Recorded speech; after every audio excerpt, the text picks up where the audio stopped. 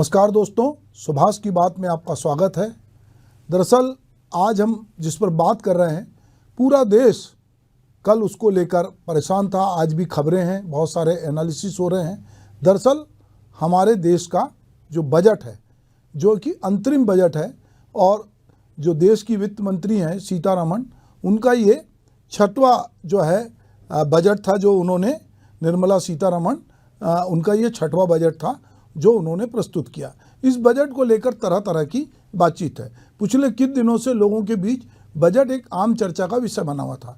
अब पेश हो जाने के बाद भी बना हुआ है। वजह साफ है कि अगले कुछ महीनों में चुनाव हैं, तो जाहिर बात है कि जब चुनाव रहते हैं तब अपेक्षाएं भी ज़्यादा रहती है। ये अलग बात है कि जन अपेक्षाएं कितनी पूरी होती हैं, कितनी अधूरी रहती हैं। तो हम ये बात करें कि बजट में कुछ खास चीज़ें जिनको लेकर मैं आपसे बात करना चाहता हूँ। तो पहले कि इनकम टैक्स के स्लैब में कोई बदलाव नहीं हुआ। आध्यात्मिक टूरिज्म को गति मिलेगी, ये कहा गया है। 5 साल में 2 करोड़ नए घर बनेंगे। 70% जो घर है वो उसका मालिकाना हक महिलाओं को मिलेगा। फिर कहा गया राज्य को 75,000 करोड़ का ब्याज मुक्त पैसा मिलेगा जो 50 साल के लिए होगा। विकसित भारत के संकल्प को पूरा करने वाला ये बजट होगा। स्कूल शिक्षा के लिए 73,000 करोड़ रुपये का प्रावधान है। तो अलग अलग तरह की बातचीत इस बजट को लेकर हुई है। प्रधानमंत्री नरेंद्र मोदी ने इस बजट को भविष्य के निर्माण का बजट बताया है और विकसित भारत की नींव को मजबूत करने वाला बताया। वहीं विपक्ष के लोगों ने इसे निराशाजनक कहा है और इसकी बातचीत की। अगर मोटे तौर पर हम बजट की बात करें तो मोटा मोटी यदि मैं देखता हूँ कि बजट जो है ग्रामीण विकास के लिए 1.77 लाख करोड़ का प्रावधान रखा गया है। महिलाओं के लिए 26,000 करोड़ का प्रावधान रखा गया है। रक्षा के लिए 6.21 करोड़ का प्रावधान लाख करोड़ का प्रावधान रखा गया है। और रेल के लिए 2.55 लाख करोड़ का प्रावधान रखा गया है। प्रावधान बहुत सारे हैं। दरअसल जब कोई बजट आता है तो तरह तरह की बातचीत होती है। बजट क्या है, इसको ये समझने की जरूरत है। ये एक वित्तीय योजना है जो एक तय समय के लिए अपेक्षित आय और व्यय की रूपरेखा तय करती है। बजट समग्र विकास के लक्ष्यों को और उद्देश्यों को हासिल करने के लिए संसाधन आवंटन का मार्गदर्शन करने वाला एक रोड मैप है। इसमें भविष्य की आर्थिक जरूरतों का अनुमान, खर्च की सीमा और कर्ज जैसे पहलुओं का लेखा जोखा होता है। सरकार की कोशिश ये रहती है कि बजट में सभी वर्गों का ख्याल रखा जाए और इसे लोक कल्याणकारी स्वरूप दिया जाए, क्योंकि सरकार लोक कल्याणकारी है। चूँकि इस बार लोकसभा का चुनाव 2-3 महीने बाद है, इसलिए केंद्रीय वित्त मंत्री निर्मला सीतारमण ने अंतरिम बजट पेश किया। वित्त मंत्री के रूप में यह उनका छठवां बजट था। आमतौर पर चुनाव से पहले अंतरिम बजट ही पेश होता है। अंतरिम बजट 2 स्थितियों में पेश किया जाता है। एक, या तो सरकार के पास पूर्ण या आम बजट पेश करने का समय न हो, या फिर तुरंत चुनाव होने वाला हो। दोनों ही स्थिति में सरकार नए कारोबारी साल के बचे हुए महीनों के लिए खर्च की अनुमति संसद से लेती है, जैसी परंपरा चली आ रही। तो अगर हम देखते हैं कि चुनाव के बाद जब नई सरकार आएगी तो पूर्ण बजट पेश होगा। इस अंतरिम बजट की खास बात यह रही कि इसमें कुछ चुनिंदा वर्गों को खुश करने की कोशिश नजर आती है।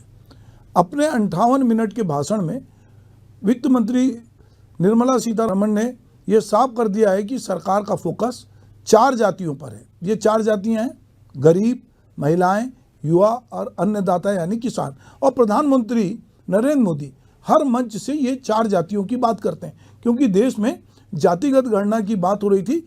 तो प्रधानमंत्री ने कहा कि हमारे लिए वो जातियां नहीं है, हमारे लिए ये जातियां हैं।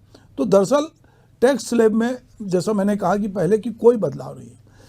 केंद्र सरकार ने मध्यवर्गीय जो आयदाता है उनको साधने की कोशिश की है कि वो कहीं ना कहीं मध्यवर्ग जो है वो इससे जुड़ा रहता है। तो यदि हम टैक्स के बारे में और एनालिसिस करते हैं तो हम पाएंगे कि जो टैक्स है वो किस किस तरह से सरकार कहाँ कहाँ घोषित और अघोषित टैक्स लगाती है, और बजट में किस तरह से वो चीज़ें फ्री देने की कोशिश करती है। अगर फ्री बिजली, अगर हम बात कर रहे हैं कि फ्री बिजली का ऐलान करने वाले समय में रूफटॉप सोलराइजेशन की बात हो रही है, जिसमें 1 करोड़ परिवारों को लाभ देने की बात कही गई है।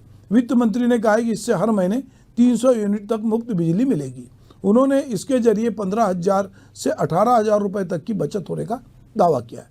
अपने बजट भाषण में उन्होंने गरीबों को अपना घर मुहैया कराने की योजना भी बताई, जिसके जरिए किराए के मकानों, झुग्गियों या अनाधिकृत कॉलोनियों में रहने वाले लोगों को अपना घर खरीदने के लिए सरकार नई हाउसिंग स्कीम लाएगी। साथ ही यह जानकारी भी दी गई है कि गरीबों के लिए अगले 5 साल में करीब 2 करोड़ जो है नए मकान बनाने का लक्ष्य है। इसमें जैसा बार बार कह रहे हैं कि भाजपा का एजेंडा है कि महिलाओं को सशक्त करें और उनको चुनाव जिताने में महिलाओं की अहम भूमिका भी रही है, तो इसमें 70% जो है घर का मालिकाना हक महिलाओं को दिया जाएगा। वित्त मंत्री ने देश में आध्यात्मिक पर्यटन बढ़ाने की संभावनाओं पर भी चर्चा की। हम देख रहे हैं कि इस समय अयोध्या एक मुख्य आध्यात्मिक धार्मिक पर्यटन स्थल बना हुआ है, बनारस बना है, उज्जैन बना है, ऐसे बहुत सारे धार्मिक स्थलों को चिन्हित करके उनमें ज़्यादा से ज़्यादा पर्यटन की संभावनाएं देखी जा रही हैं और उसको प्रमोट किया जा रहा है। उन्होंने इस बात पे भी जोर दिया है कि राज्यों को उनके प्रतिष्ठित पर्यटन केंद्रों का व्यापक विकास करने और वैश्विक स्तर पर उनकी ब्रांडिंग और मार्केटिंग करने के लिए प्रोत्साहित किया जाए। ऐसे में सरकार की मंशा उत्तर प्रदेश के अयोध्या शहर को भारत का सबसे बड़ा धार्मिक पर्यटन केंद्र बनाने की है। और जैसा कि हमने देखा कि लोकसभा में जब बजट पेश हुआ तो वहाँ पर जय जय श्री राम के नारे भी लगे, जय श्री राम के नारे लगे, तो कहीं ना कहीं भाजपा फिर से भगवान राम की शरण में है। और इसीलिए हम देखते हैं कि अयोध्या में जिस तरह से अभी 22 तारीख को जो कुछ प्राण प्रतिष्ठा के बाद जिस तरह पूरे देश में माहौल हुआ, निश्चित रूप से सब समझ रहे हैं कि इसका लाभ कहीं ना कहीं नरेंद्र मोदी के नेतृत्व वाली भाजपा को मिलेगा। मंदिर में भगवान श्री राम की प्राण प्रतिष्ठा के बाद पर्यटकों की संख्या बड़े पैमाने पर रामलला के दर्शन के लिए वहाँ उपस्थित हो रही है। इसके अलावा विकसित भारत के संकल्प को पूरा करने में के लिए भी इस अंतरिम बजट में केंद्र सरकार ने राज्यों को 50 साल के लिए 75,000 करोड़ रुपए ब्याज मुक्त मुहैया कराने की बात की है। अब यहाँ एक बार रुक के सोचना होगा कि डबल इंजन की सरकार की बात होती है, तो जहाँ पे भाजपा शासित राज्य हैं उनको उदारता से पैसा मिलेगा ऐसा लोगों को लगता है। हम एक दूसरी तरफ देखते हैं कि वहीं स्कूल शिक्षा के लिए 73,000 करोड़ रुपए का बजट प्रावधान किया गया है। वित्त मंत्री निर्मला सीतारमण ने कहा है कि सरकार मौजूदा अस्पतालों के बुनियादी ढांचे का उपयोग कर अधिक मेडिकल कॉलेज स्थापित करने की योजना बना रही है। सर्वाइकल कैंसर का खात्मा करने के लिए 9 से 14 वर्ष की लड़कियों के लिए टीकाकरण अभियान चलाया जाएगा। बजट में सरकार ने रक्षा खर्च को 11.1% बढ़ाने की बात कही है। यहाँ सकल घरेलू उत्पाद का 3.4% होगा। रेलवे के विकास और विस्तार की बात भी उन्होंने की और वंदे भारत स्तर पे 40,000 रेल डिब्बे बनाए जाएंगे। इसके अलावा भीड़ वाले लेन मार्गों के लिए 3 अलग कॉरिडोर बनाने की बात भी इस बजट में की गई है। वित्त मंत्री चूंकि महिला हैं तो उन्हें महिलाओं के लिए लखपति दीदी योजना का भी जिक्र किया है और कहा है कि सरकार 3 करोड़ महिलाओं को लखपति दीदी जो है योजना बनाई जाएगी और अभी 1 करोड़ को लखपति बना दिया जाएगा। तो ये मुझे एक याद आता है कि पहले जब गाने बनते थे तो उन गानों में ये बहुत लखपति होने की बात जो है बहुत की जाती थी कि 1.25 लाख की लॉटरी भेजो अपने नाम भी है, लाखों का हेर फेर करने वाले राम जी, 1.25 लाख की लॉटरी भेजो अपने भी नाम जी। या अगर हम अदनान सामी की याद करते हैं कि ऐसे वैसों को दिया है, कैसे कैसों को दिया है, थोड़ा सा तू लिफ्ट करा दे, और अलग अलग तरह की जो बात है वो कहीं ना कहीं लखपति बनने की ख्वाहिश है। अब लखपति कुछ नहीं होता है। जिस तरह से महंगाई बढ़ी है, लाख रुपए, अब लाख रुपए में तो मकान या ज़मीन भी मतलब उसका कहें कि अगर हम टोकन मनी भी देना चाहें तो कोई लेता नहीं। खैर, इस लोक लुभाना और मनभावी जो अंतरिम बजट है उसमें कई वर्गों पर फोकस नहीं हो पाया है जैसा कि होना चाहिए था।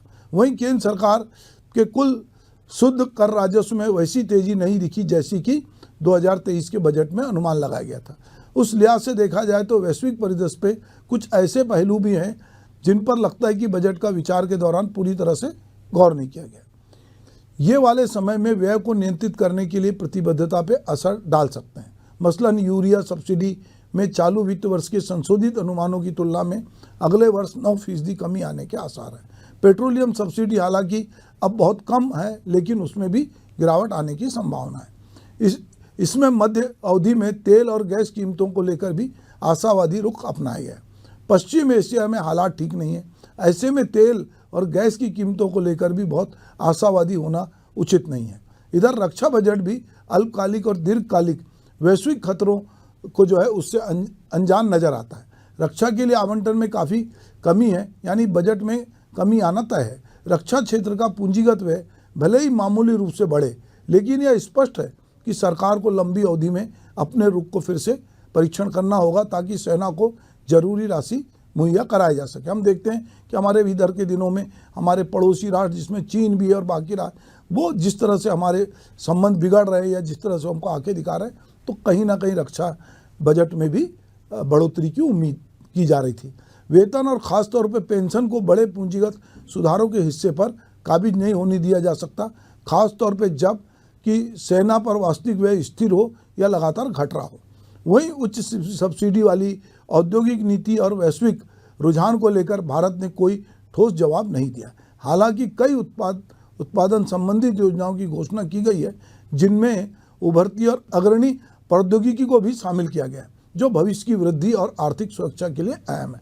परंतु इन योजनाओं के लिए वास्तविक बजट आवंटन और किए गए वादों में मेल नहीं खाता। अगर सरकार को वैश्विक सब्सिडी होड़ के चलते पीएलआई पर व्यय बढ़ाना पड़ा तो राज्य को उसके समक्ष जो जोखिम उत्पन्न होगा उसकी अनदेखी नहीं किया जा सकती।